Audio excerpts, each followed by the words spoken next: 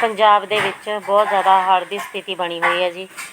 ਇੱਕ ਕਾਰ ਦੇ ਵਿੱਚ 11 ਜੀ ਜਾ ਰਹੇ ਸੀਗੇ ਵਿਆਹ 'ਤੇ ਜਿਹਦੇ ਵਿੱਚੋਂ 5 ਦੀ ਮੌਤ ਹੋ ਚੁੱਕੀ ਹੈ। ਗੱਡੀ ਫਸ ਚੁੱਕੀ ਹੈ ਮੀਂਹ ਦੇ ਵਿੱਚ।